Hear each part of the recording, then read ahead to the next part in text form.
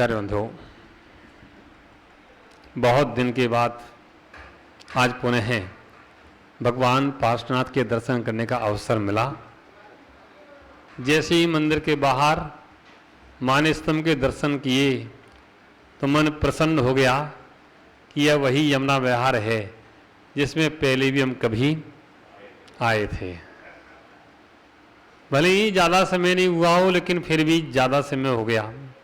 लगता है दर्शन तो भगवान के पुनः पुनः होते रहना चाहिए, क्योंकि इस जगत में, इस संसार में अगर हमारे कर्मों की निर्जरा का कोई हेतु है तो भगवान के दर्शन है। भगवान के दर्शन, भगवान की पूजन, भगवान की आराधना हमारे पुण्य का कारण होती है। हमारा पुण्य जगाने में सबसे बड़ा माध्यम कोई है तो भगवान जिनेंद्र के दर्शन है, जहाँ कुछ भी नहीं लगता लेकिन मन प्रसन्नता से भर जाता है। कर्मधो दर्शनम देव देवस्य दर्शनम पाप नाशनम दर्शनम स्वर्ग सोपानम दर्शनम मोक्ष साधनम। दर्शनम देव देवस्य दर्शनम पाप नाशनम दर्शन पाप नाशनम, यानी भगवान जिनेंद्र का दर्शन हमारे पापों का नाश करने वाला है। ओह, भगवान जिनेंद्र के दर्शन से पापों का नाश, दर्शन से ही पापों का नाश हो जाता है। कहते भगवान का नाम लेने से ही सारे काम बन जाते हैं।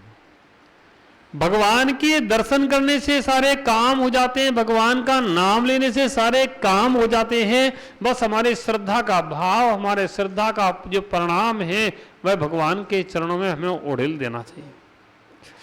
जितना हमारा श्रद्धा का भाव तीव्र है मानना चाहिए, उतना ही हमारे पुण्य का आश्रव तीव्र होगा। पानी भरते तो टोटे खोलना पड़ती है, टोटी जितनी खोलेंगे पानी उतने ही फ्लो में आएगा। श्रद्धा का पाइप जितना मोटा लगाएंगे उतना ही पानी और उसमें भर करके आएगा। अगर श्रद्धा का पाइप नहीं लगाया, टोटी नहीं खोली, तो वह पानी का फ्लो नहीं आएगा। कितने ही हम भगवान के मंदिर में आ जाएं, अगर हमारा श्रद्धा का भाव नहीं है तो वह हमारा पुण्य का आश्रव होने वाला नहीं है। अब आप लोग को महाराज अभी कह रहे थे कि आप पुण्य का आश्रव होगा, आप कह रहे नहीं होगा। हाँ, दोनों ही बातें हैं।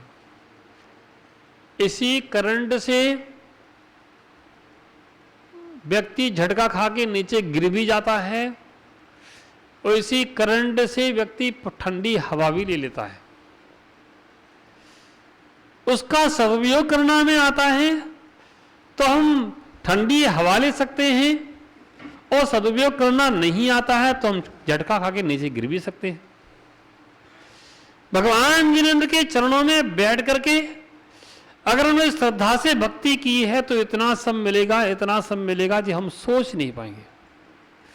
और हमने भगवान जिनेंद्र के चरणों में तो आ गए और भक्ति नहीं कर पाई तो हमें क्या मिलेगा? श्रद्धा नहीं उड़ेल पाई तो क्या मिलेगा?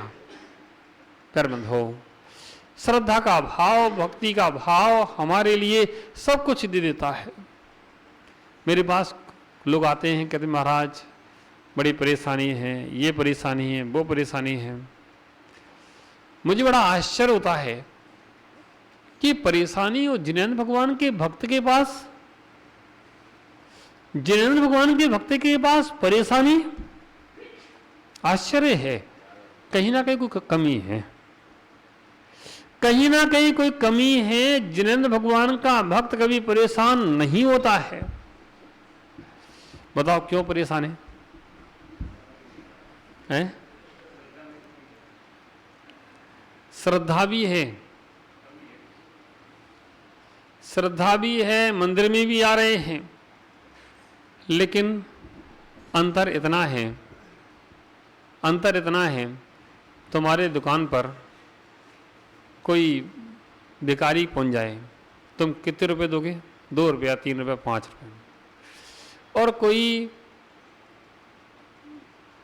मान लें कोई नेता या कोई मिनिस्टर आए और कुछ काम के लिए चंदा इकट्ठा हो रहा, तो कितने दोगे? लाखों रुपए। क्या बात है, वो मांगने नहीं आ रहा है। भिखारी का भाव अलग प्रकार का है, विषय कसायों का, विषयों का भाव है, अपने पारिवारिक पोषण का भाव है, और किसी नेता या समाज के सामाजिक कार्यकर्ता का भाव समाज का उत्थान या देश का उत्थान करने का है। स्वार्थ नहीं है, निस्वार्थ है।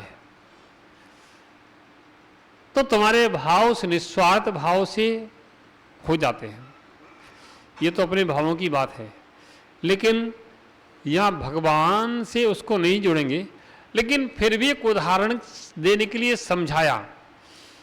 हम अगर भगवान के चरणों में आए हैं तो कौन से भावों से आए हैं?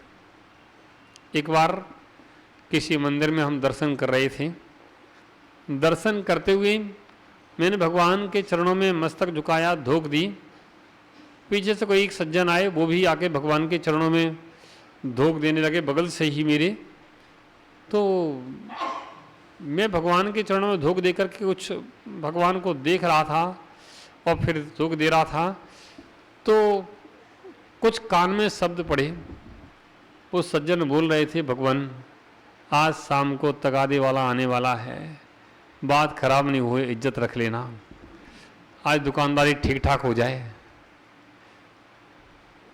ओ, मैं सोच रहा था कि देखो अब बेचारा, उसकी भी क्या गलती है। उसको भी लगता है कि दुकानदारी ठीक होगी तो शाम को पेमेंट ठीक दे देंगे तो बड़ा बड़ा इज्जत बनी रहेगी। लेकिन अब दूसरी बात सोची जाए कि तुमने जो भगवान की भक्ति की है, कि क्या भगवान अंधे बहरे गूंगे हैं? क्या नहीं जानते? क्या भगवान नहीं जानते? ये 3 लोक के नाथ हैं, इनके ज्ञान में सब झलकता है। इनसे कहने की आवश्यकता नहीं पड़ती है। हम जैसे छद्मस्तों से कहने की आवश्यकता पड़ सकती है, लेकिन ये तो 3 लोक के नाते सब जानते हैं। और दूसरी बात, ये कुछ करते भी नहीं है। कुछ करते हैं क्या? बताओ। कुछ लोग कह रहे हैं हाँ करते हैं, कुछ कह नहीं करते हैं। निश्चय से देखा जाए तो सत्य तो यही है कि भगवान कुछ नहीं करते हैं, लेकिन इनके यहां आकर के सब कुछ हो जाता है। जो नहीं होना होता है वो भी हो जाता है, हो जाता है, बस हो जाता है।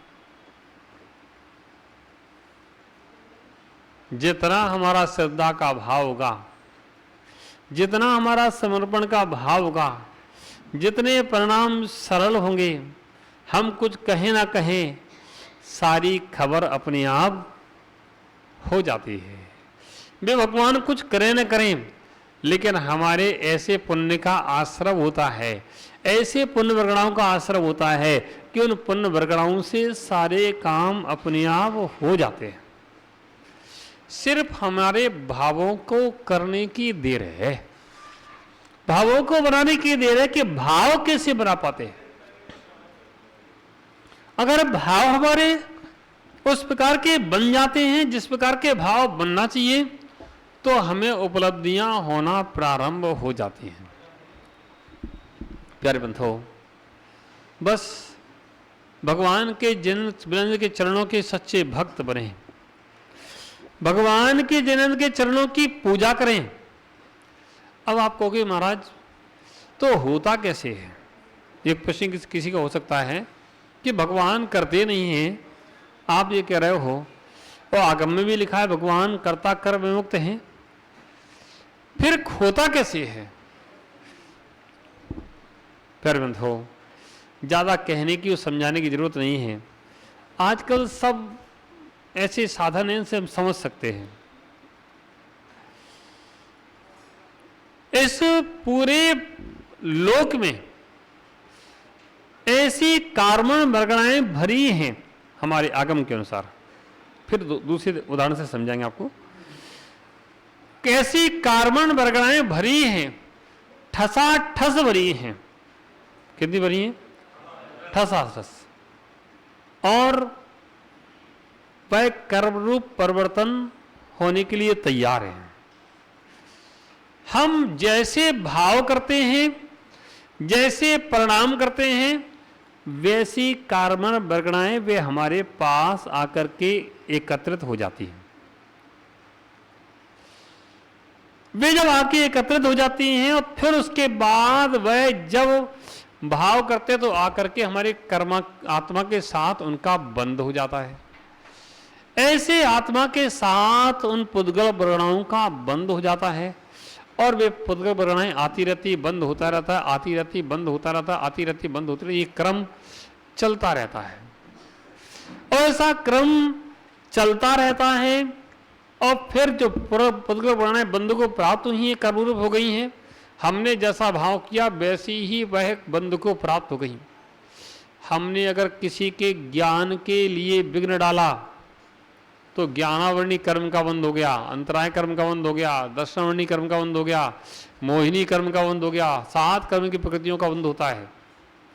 8वीं का आयु कर्म की प्रकृति का बंध हर समय नहीं होता, बस मुख्य और गौण, कोई मुख्य होता कोई गौण होता है।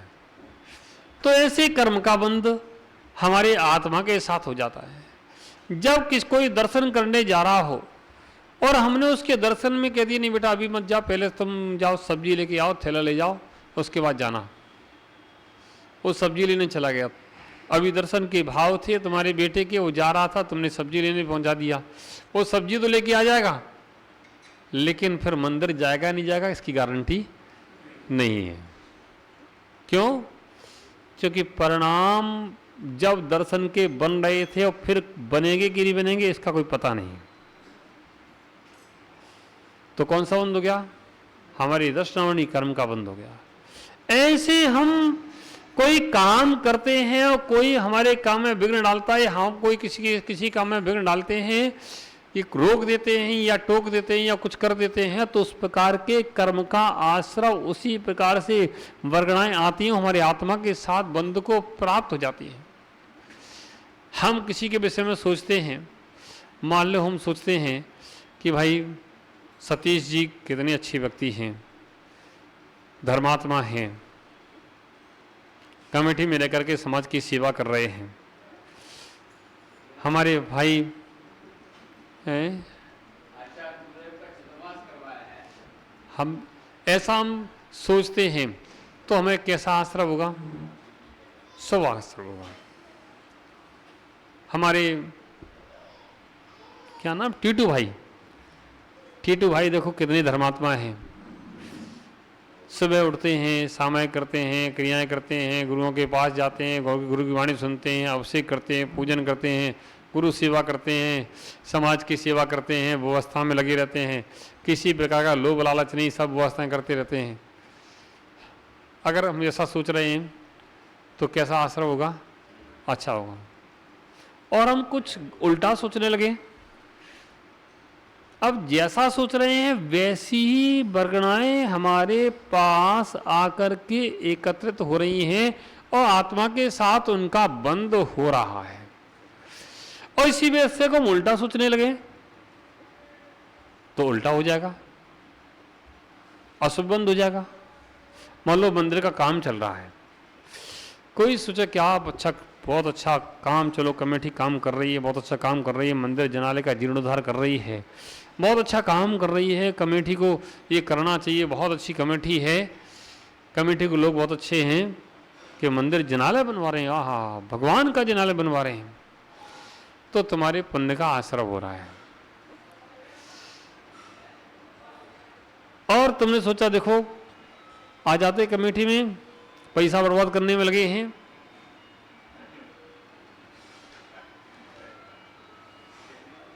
सिर्फ भावों का खेल है। मंदिर तो था, क्या कमी थी? पैसा बर्बाद किया जा रहा है, ऐसा किया जा रहा है, ओहो, उसी प्रकार से कर्मों का आश्रय होने लगा। हमें कैसे कर्मों को बुलाना है ये हमारे ऊपर है, कैसे कर्मों को हमें रोकना है ये हमारे ऊपर है, हमारे परिणाम हैं, हमारे भाव हैं। हमें अपने भावों को कैसे बनाना, ये हम स्वयं ही भाग्य के निर्माता हैं। दर्शन करते समय अगर हमने सोचा कि पता नहीं किसने भगवान बना के विराजमान कर दिया, कौन से भगवान थे, क्या थे, किसने देखा क्या, किसने देखा क्या, बेवकूफ बना दिया, बैठा दिया, अब लोग बैठे हैं, आ रहे हैं, 2 घंटे बर्बाद करते हैं। अरे 2 घंटे में दूसरे काम करें, एक दूसरे की मदद करें, दूसरे सोशल वर्क करें तो अच्छा हो। और एक बैठ करके कर रहा है भगवान के पूजन आराधना, तो दोनों की उस सोच में, उस भावों में कितना बड़ा अंतर है, बहुत बड़ा अंतर है। प्यारे बंधुओं, बस हमारे परिणामों का बड़ा विचित्र खेल है, हमारी सोच का, हमारे विचारों का बहुत बड़ा अंतर है। जब श्रद्धा के साथ में भगवान के चरणों में बैठते हैं, आराधना करते हैं, पूजा करते हैं, तो हमारे पुण्य कर्म का आश्रय होता है। और भगवान के चरणों में बैठ करके कहीं हमने गलत मार्ग का अनुसरण किया, या श्रद्धा का भाव नहीं रखा, या रखा भी तो जैसा रखना चाहिए वैसा नहीं रखा, या और भी किसी प्रकार से उसमें कुछ ठीक नहीं किया, तो वैसे ही कर्मों का आश्रय होगा। भगवान की प्रतिमा तो हमारे लिए माध्यम है, उनकी देख करके, उनके रूप को देख करके, उनके स्वरूप को देख करके हम अपने परिणामों को अच्छा बना सकते हैं। बाकी भगवान कुछ नहीं करते हैं, लेकिन सब कुछ करते हैं। हमें सोचना है कि हमें इनसे क्या प्राप्त करना है। तुम इनसे कोयला मांगोगे तो कोयला मिल जाएगा, तुम उनसे राज सिंहासन मांगोगे राज सिंहासन मिल जाएगा। तुम्हें मांगना तुम्हें है, मांगने से तात्पर्य है वह परिणामों की विशुद्ध तुम्हें करना है। कितने परिणाम तुम विशुद्ध कर पाते हो, जितने तुम परिणाम विशुद्ध कर पाते हो उतना ही तुम्हें लाभ हो जाएगा, तुम्हारा परिणाम सुधर जाएगा। जब पहले आया था तो चर्चा चल रही थी चातुर्मास यमुना विहार में हो। मुझसे कहा कमेटी ने महाराज चातुर्मास के लिए, मैंने कही देखते हैं जहाँ का नियोग होगा, भव्य जीवों का जैसा नियोग बनेगा वैसा साधु का विहार हो जाता है। बाद में हम सोचते हैं, वास्तव में अंदर से सोचते हैं कि वास्तव में होता कैसे।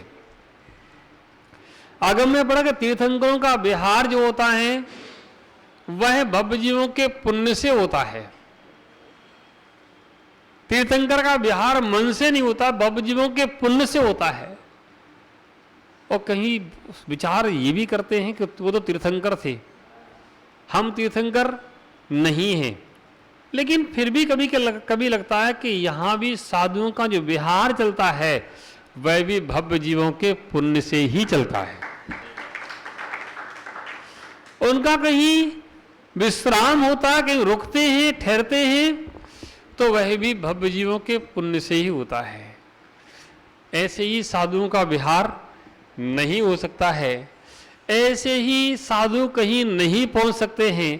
कैलाश नगर में अगर चातुर्मास हुआ है तो भव्य जीवों का वहां पुण्य ज्यादा होगा, इसलिए वहां चातुर्मास हो गया। सब नियोग हैं, समय आता है नियोग बनते हैं। और तुम्हारे यमुना विहार से 2-3 बार निवेदन चातुर्मास के बीच में किया गया कमेटी के द्वारा कि महाराज यमुना विहार को थोड़ा सा समय मिले, तो पता नहीं नियोग ही नहीं बने।